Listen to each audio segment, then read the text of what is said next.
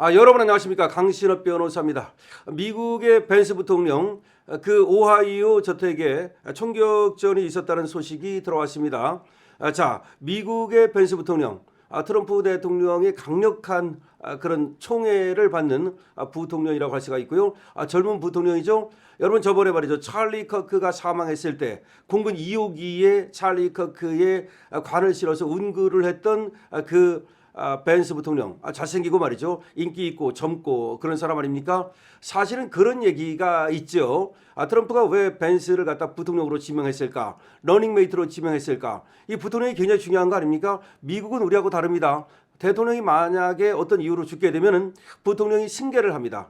남은 임기를 말이죠. 그러니까 더군다나 트럼프가 나이가 많잖아요. 나이가 많기 때문에 사람 모르는 거 아닙니까? 그럴 경우에는 그런 벤스가 대통령이 되는 겁니다. 그래서 부통령은 어떤 사람을 뽑느냐? 내가 아니라 하더라도 그야말로 나와 같이 나의 뜻에 따라서 남은 임기를 채울 사람, 이런 사람을 뽑는단 말이죠. 그런데 벤스를 뽑은 건데 이 벤스를 추천한 사람이 바로 찰리 커크였다는 거죠.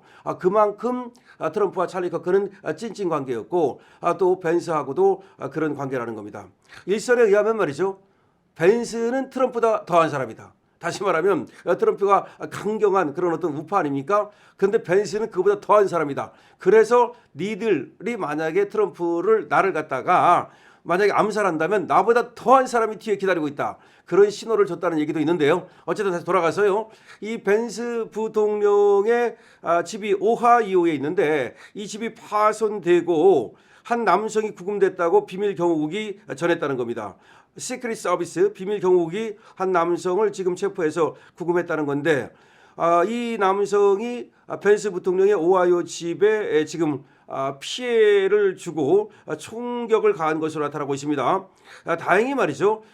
그 당시에 벤스 부통령은 그 오하이오에 없었다라는 얘기가 나오고 있습니다. 그 가족들도 역시 오하이오 집에 없었다. 그래서 다행히 어떤 피해를 입지 않았다는 얘기가 나오고 있고요. 자, 나오는 얘기는 오하이오 신시내티 자택에서 재산 피해가 발생했다라는 얘기가 나오고 있습니다.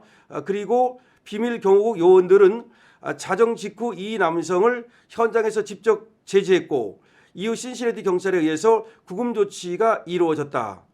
보도에 따르면 이 남성은 벤스 부통령의 자택 외부에 손상을 가한 혐의를 받고 있고요. 특히 창문을 깨는 등의 행동을 한 것으로 알려지고 있습니다. 비밀 경호국은 사건 당시 거주지는 비어 있었고 벤스 부통령과 가족은 오하이오에 다행히 없었다고 합니다. 또 나오는 얘기는 부통령과 가족은 이미 워싱턴 DC로 돌아간 상태였다는 겁니다. 다행히 집을 비웠던 거죠. 벤스 부통령은 소셜미디어에 성명을 올렸습니다. 자신과 가족에 대한 관심에 감사함을 표한다라고 얘기하고 있고요.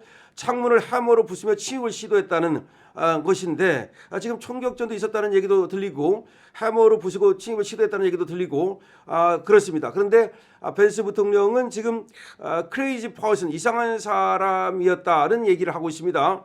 비밀 경호국은 검사 검토가 진행되는 동안 신시내티 경찰과 미 검찰과 협력하고 있다고 덧붙였습니다. 근데 이제 경찰이 체포를 한 것이 아니라 비밀 경호국이 체포를 한 것인데요. 그러니까 부통령이기 때문에 이 비밀 경호국이 여기 관여를 하는 것이죠. 자, 근데 이 시점이 말이죠. 미묘하다는 얘기가 나오고 있습니다. 뭐 벤스 부통령이 지금 뭐 가족이나 본인이 다친 것은 아니지만 그래도 집을 공격했다는 거 아닙니까? 이거는 굉장히 위험한 행동이죠.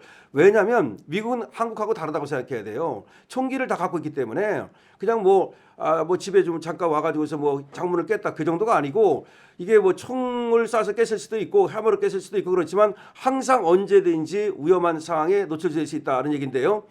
근데 이 시점이 말이죠. 지금 트럼프가 이 베네수엘라를 갖다가 마두로를 잡은 이 시점인데 그래서 이 좌파가 그에 대한 어떤 보복의 감정으로 그렇게 한 것인지 여러 가지 가능성이 있는데 이거 아마 조사가 이루어질 것으로 보고요.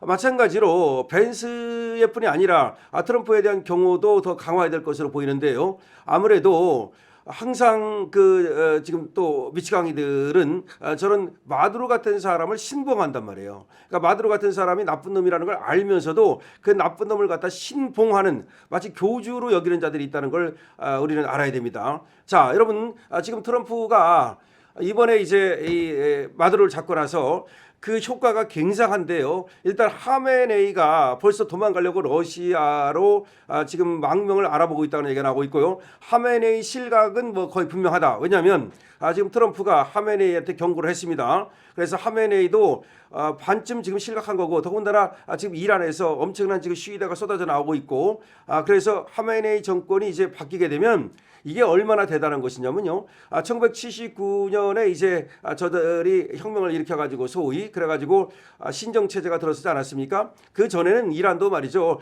친미 국가였어요. 그리고 굉장히 개방적인 국가였어요. 미니스커트 입고 다니고 다 그랬습니다. 그랬는데 그것들이 이제 지금 저렇게 만드는 거 아닙니까? 근데 그때로 돌아가는 것이다. 그러니까 한 47년 전으로 돌아간다는 얘기가 나오고 있습니다. 1979년으로 돌아가는 거니까 그렇게 지금 트럼프가 이란을 갖다가 완전히 해방시킨다. 이거 해방이지 뭡니까? 해방시킨다는 얘기가 나오고 있고, 지금 베네수엘라도 말이죠. 여러분 그 차베스가 약 한 13, 14년 통치했거든요. 그리고 또 이 마두로도 약 13년 정도, 그래서 합하면 한 27년 정도를 저것들이 계속해서 통치를 해온 거예요.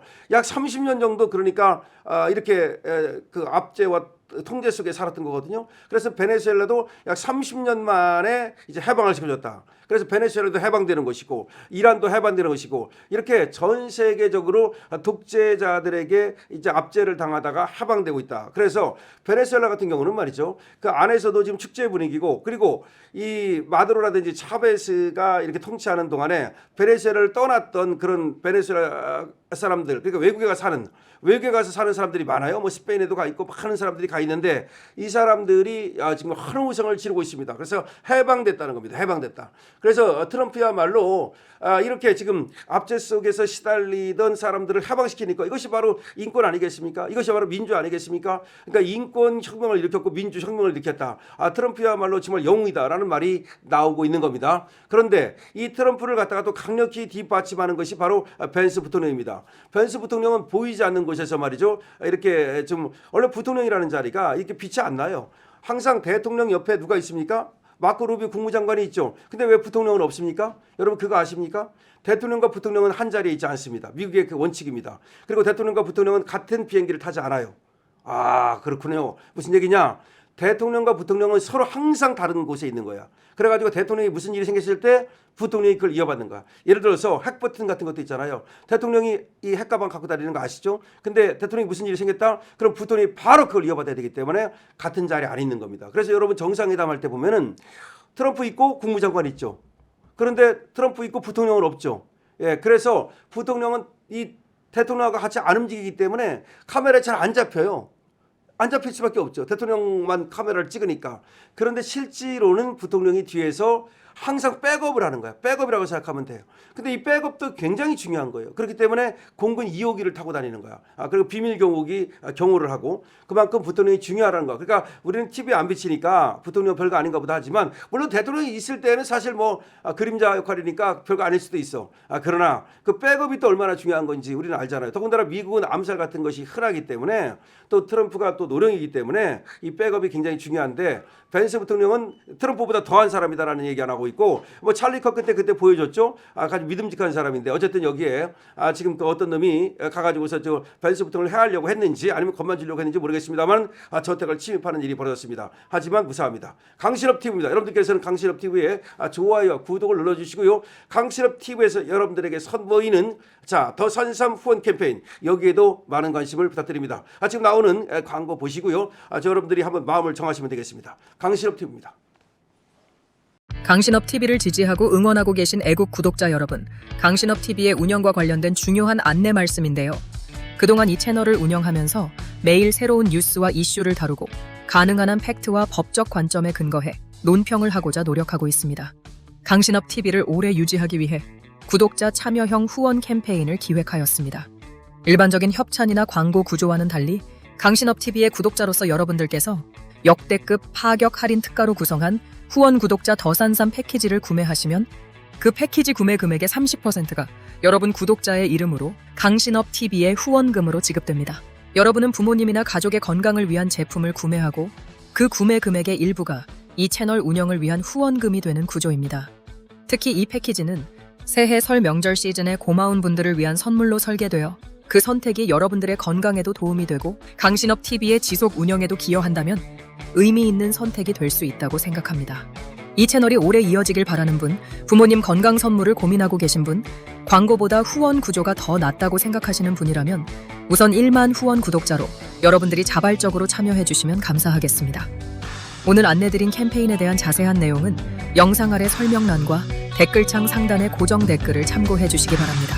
1만 후원 구독자 회원 모집 캠페인에 나라를 걱정하고 강신업 TV를 성원하는 애국자 여러분들의 적극적인 참여를 기대합니다.